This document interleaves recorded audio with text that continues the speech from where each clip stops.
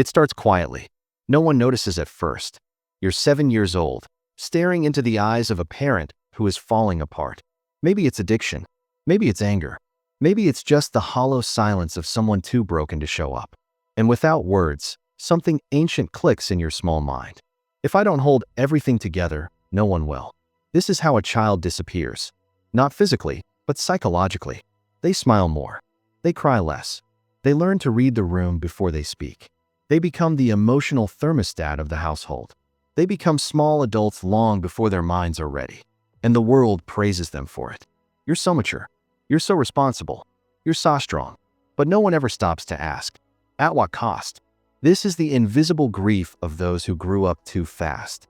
And today we're going deep inside the psychology of that child because the effects don't vanish with age.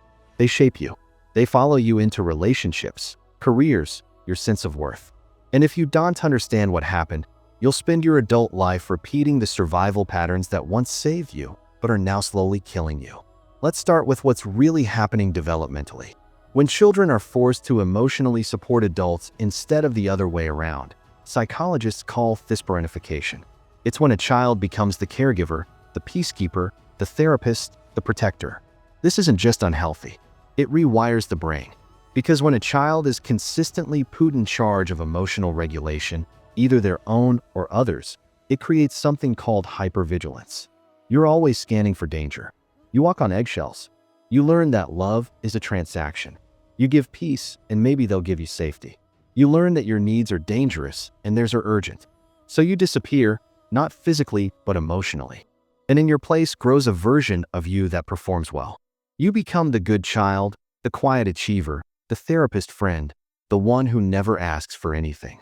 And you wear that identity so convincingly that even you forget it's a mask. But deep down, something hurts. Something aches because the inner child you buried didn't die.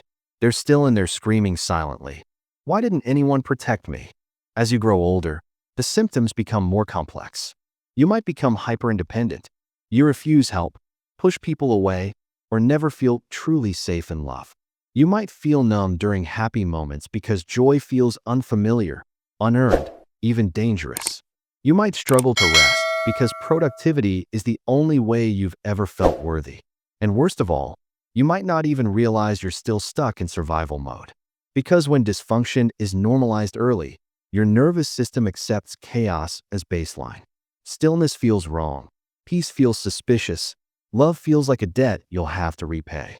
This is the psychology of a child forced to grow up too fast. It's not just sadness. It's a complex trauma that reshapes how you view the world and, more importantly, yourself. Now you may ask, why would any child willingly take on that role? Because children will do anything for attachment, even abandon themselves. The choice is never conscious. It's biological. In the absence of safety, the child sacrifices authenticity for belonging. That's not weakness. That's intelligence. That's instinct. But the tragedy is this. What saved you then imprisons you now. So many of us are walking around as high-functioning adults with deeply neglected inner children pulling the strings. We overachieve to earn love. We stay silent to avoid abandonment. We take care of everyone, but secretly wish someone would just ask if we're okay. And that fantasy that someone will notice you're not as strong as you pretend to be. That maybe, just maybe, you'll finally get to fall apart and be held. That is the unmet need, not of your adult self, but of the child who never got to be a child. The first step to healing isn't fixing. It's witnessing. Because until you validate what happened, you'll keep gaslighting yourself with thoughts like, it wasn't that bad. Other people had it worse. I turned out fine. But fine is a mask too. And deep down, you know it. So, what happens to that child when they grow up? They become adults who never feel safe, even in calm rooms. They become lovers who can't trust softness. They become givers who can't receive.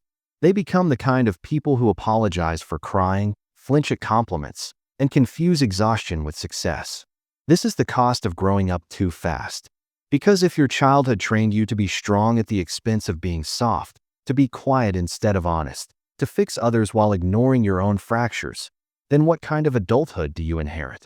You inherit a life where you're always holding your breath, waiting for someone to give you permission to finally fall apart. But here's the truth. No one's coming to rescue the child you buried. You are the one who must go back and hold their hand.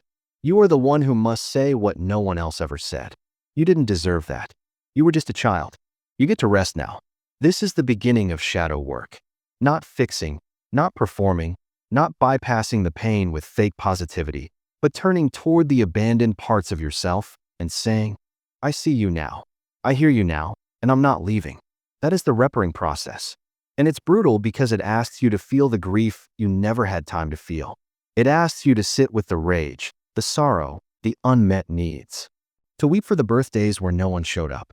To mourn the innocence you lost while protecting people who should have protected you. But that grief, it's not weakness. It's proof that you're healing. Because what was once frozen is finally falling. Now, let's talk about how this survival pattern shows up in adulthood, subtly, tragically, and often invisibly.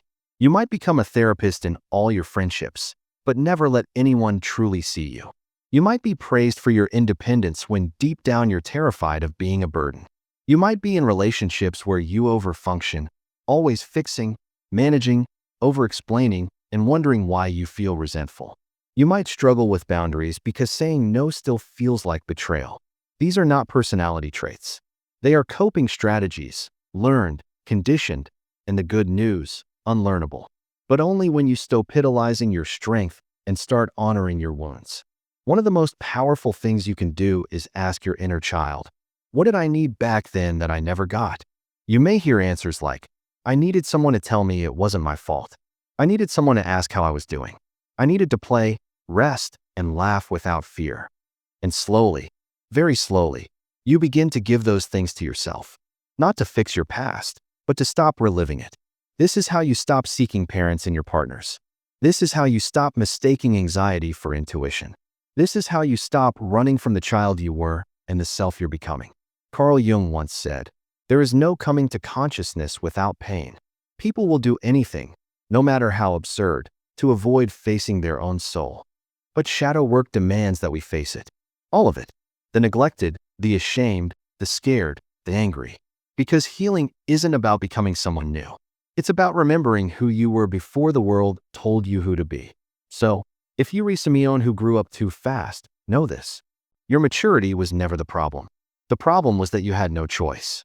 But now you do. You can choose softness. You can choose to rest. You can choose to stop managing everyone else's emotions and start honoring your own. And no, it won't happen overnight. There will be days you feel like a child again. Good. That's the point. Let that child come home. Let them cry. Let them play. Let them finally be seen because you're not broken. You're becoming whole. And maybe for the first time, you're finally growing up the right way. Not through pressure, not through fear, but through truth. You never had a childhood, but you still have a future. And this time, you get to write it.